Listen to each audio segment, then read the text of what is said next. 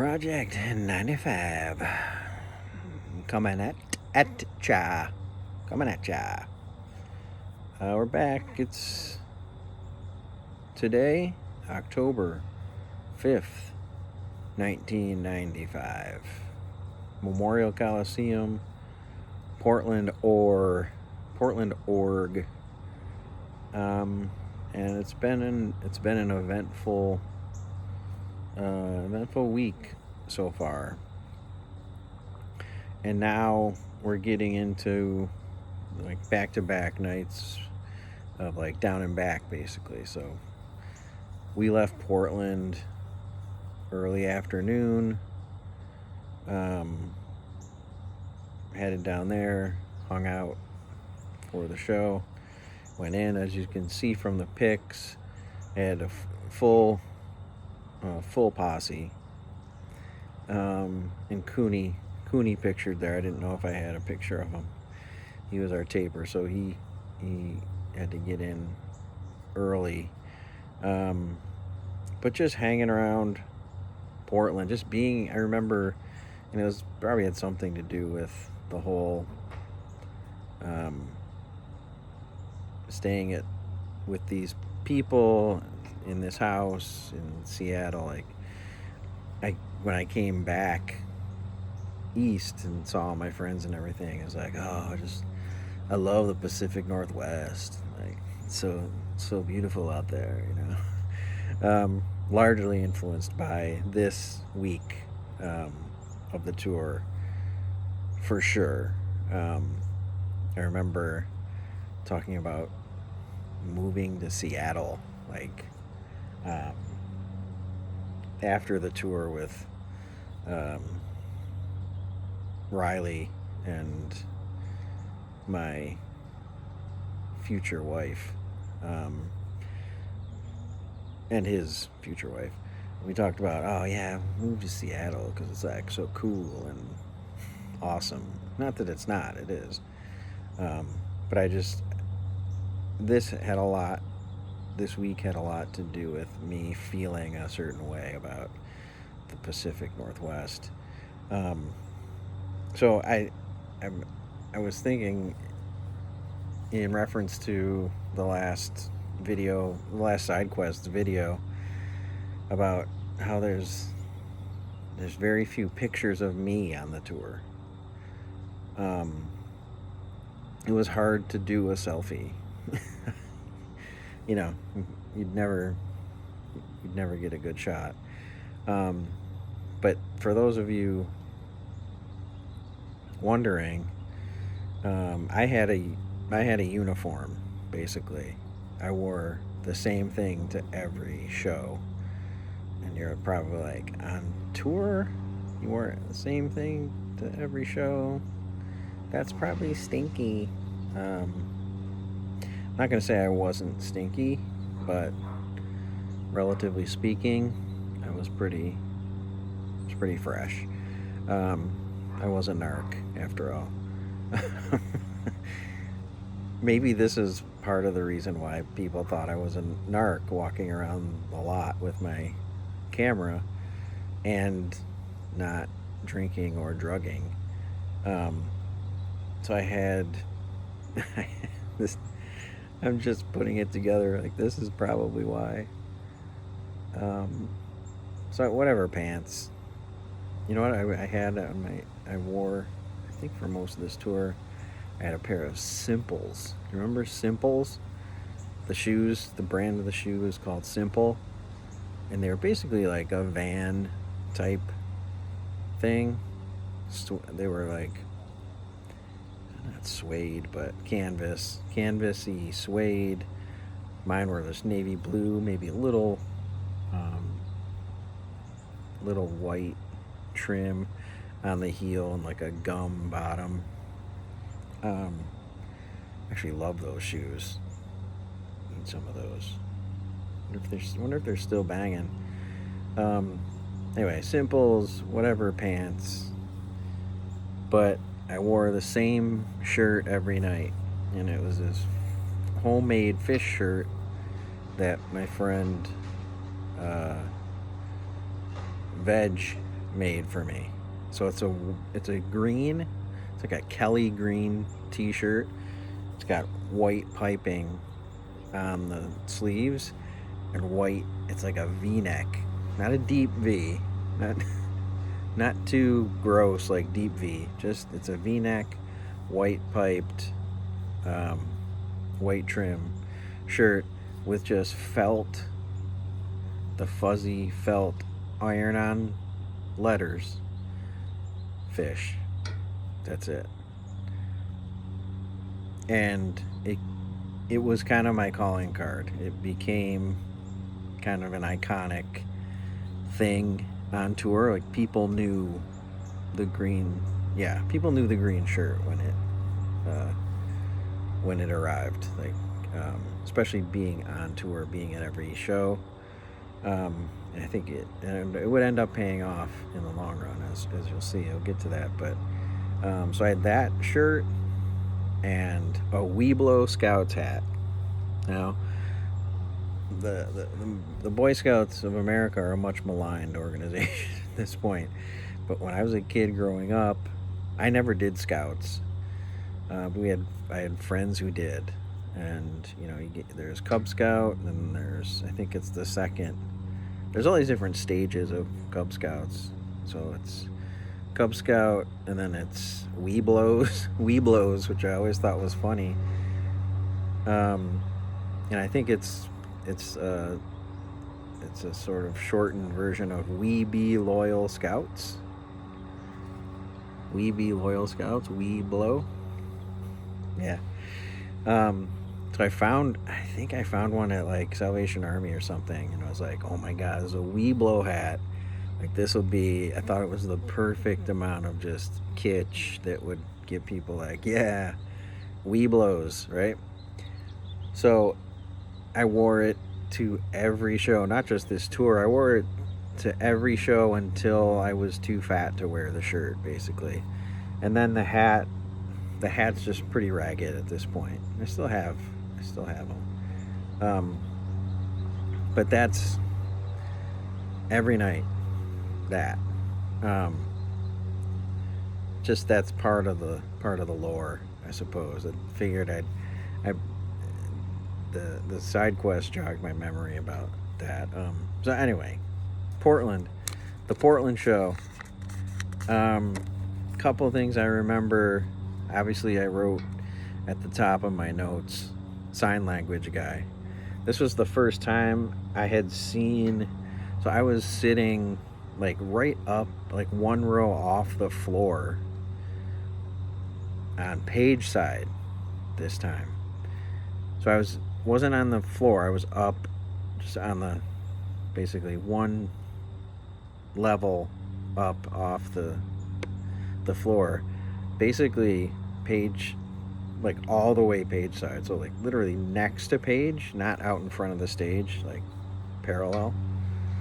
And right in front of me was a sign language guy, like doing sign language, signing the songs for the hearing impaired or the deaf people in the crowd. It's the first time I had seen that, and I had just had so many questions about it, like how does it work? I mean, I understand how ASL works. I get how sign language works, but did they have they don't have one at every show, so it's not standard. So when do they bring one in? Is it they reach a threshold of deaf people coming to the show? And what if that's the case, what's the threshold? Do you need at least 5, 10? Is it like 100? Like how many to necessitate the sign language guy? But it was fascinating. It was distracting. I remember most of the first set I was in and out, just like watching this guy, obviously do the lyrics, but then in the jam parts, he's like, I wonder if he was just like jamming out the word music. Okay, now they are doing like music, music, and then just like going up and down. Or if he was jamming, or like the notes, the chords, maybe like this is C, G, F, C, G, F. Oh no, now they're doing Runaway Jim. Like, like what was he doing? I have the Runaway Jim playing in my ears now. It was, again, it's probably pretty commonplace now, and people have seen it before. I had not, and it was like, wow. I have pretty extensive sound check notes, and we must have just heard that from outside because there's no way we were in. Funk Jam, Gumbo Jam, Mound Jam, My Old Home Place, Julius. Mound is interesting because they have not played Mound yet. Mound and Gumbo. Interesting. Remember that for future videos. Gumbo and Mound. And I think Julius too, now that I think about it. I'm thinking ahead here a little bit, but we get, I'm looking through my notes and I see Fog with Trey, and I'm like, I know what that means. This is the first mutation in the evolution of Fog that surrounds into taste.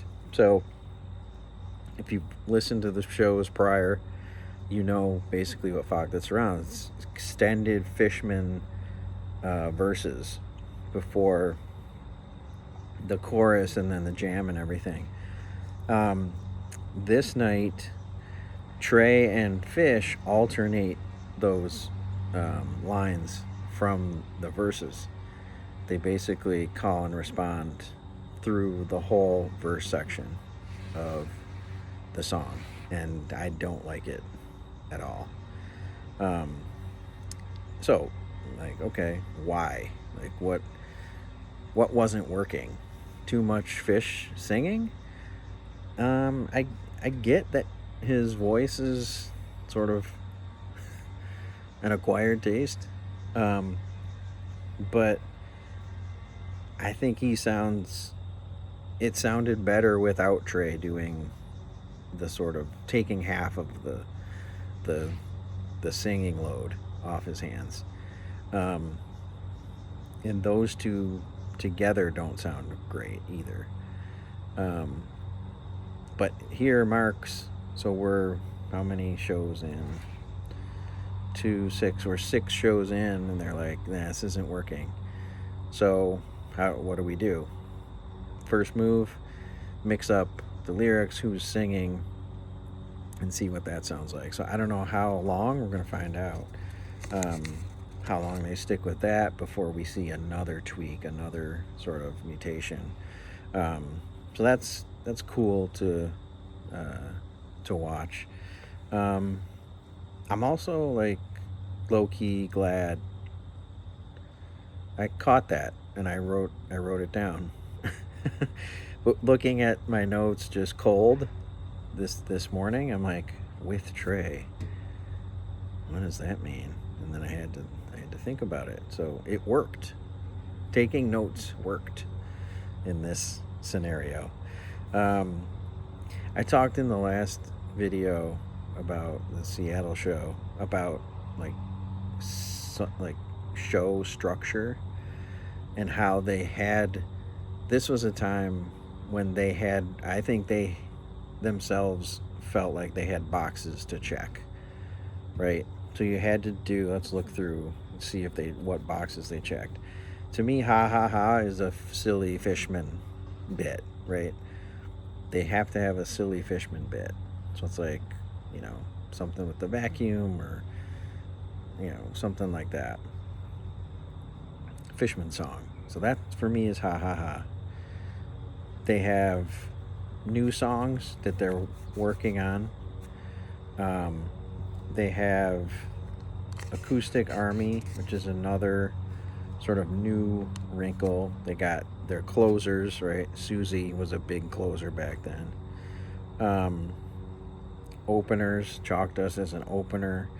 Um, they got their set piece in their Divided Sky in the first set. Um, and then second set, there's a ballad, right? You get Life Boy, Late. You got a set piece in Bowie. You've got Amazing Grace, so you have some a cappella. You got a cover, While My Guitar Gently Weeps. You got some Gamehenge. It's another box that they are able to check. Forbin Mockingbird, which is insane. Probably the highlight of this show for sure. So you have that show structure, and you can kind of, it was just more predictable, not predictable, but you had more of a framework within to sort of to function and think about the shows. Like now it's just like any song, any slot. They kind of gotten away from. I mentioned this a couple videos ago. Got away from a lot of the antics, and I'm sure it's part of just growing up, getting older. I'm sure it's part of, we don't want to be known as the band that has the guy in the dress who plays the vacuum. Like, that probably gets tired for people who are very good and serious musicians. I'm sure that gets old, right? But I feel like 95, they were still embracing that side of them, right? They're still silly now. It's just different.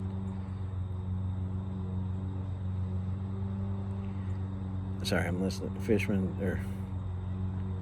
Trey's doing his Matrix narration in the middle of Forbin Mockingbird right now.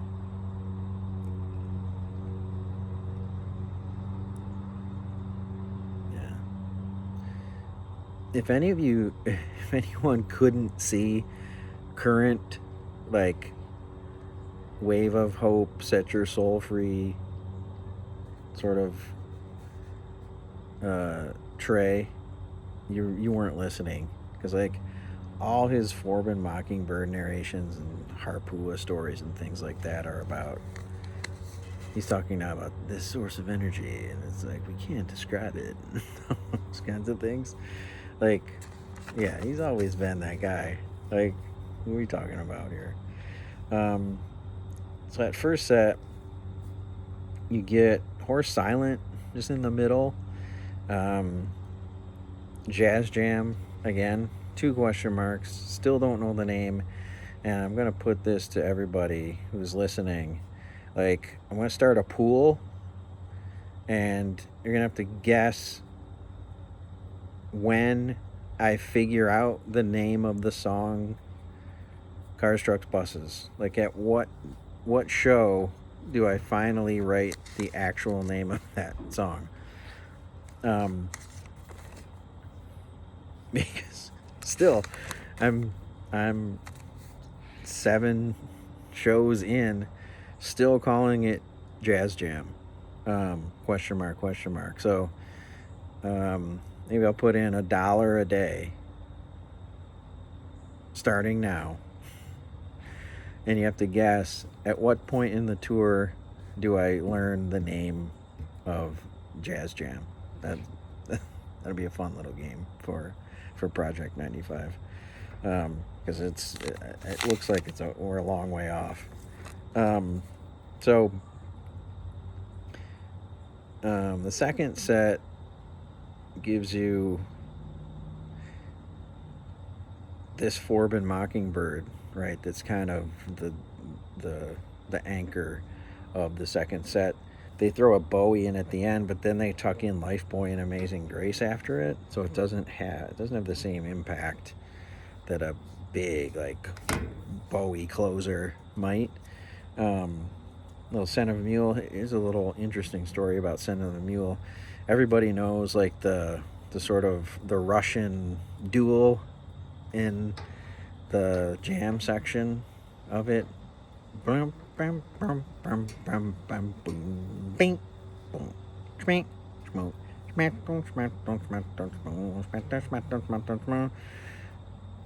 That actually originated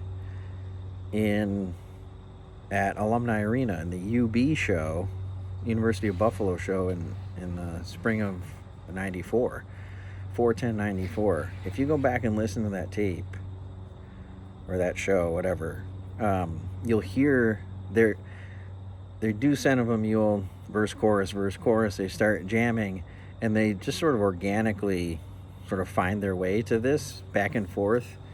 There's the back and forth between Paige and Trey, and they're kind of dueling, and then they do the Russian.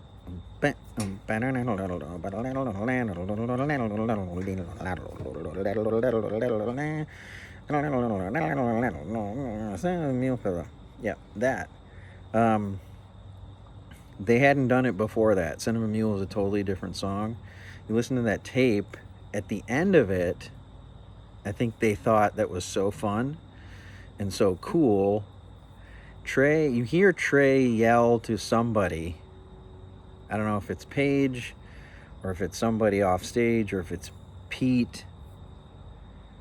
He yells, yeah, he's going to write it down. And to me, I think they're like, write down, hey, during Scent of a Mule, do Russian battle thing. That's my Scent of a Mule theory. You can go back and re-listen. Go to the 4/10/94 Buffalo show. Cue up Scent of a Mule, play it through, and listen at the end. And note that that's the first time they did that. So that's my Scent of a Mule story. Anyway, this was Portland. We had Cooney, our taper, with us. So that night we went home, burned the tapes, or dubbed the tapes. Actually, can't. There's another set of tapes I can't find. I don't know. Anyway, great show. Thanks for being with me today in Portland. I'll see you guys tomorrow at the only international show of the tour, Vancouver. Can't wait for that.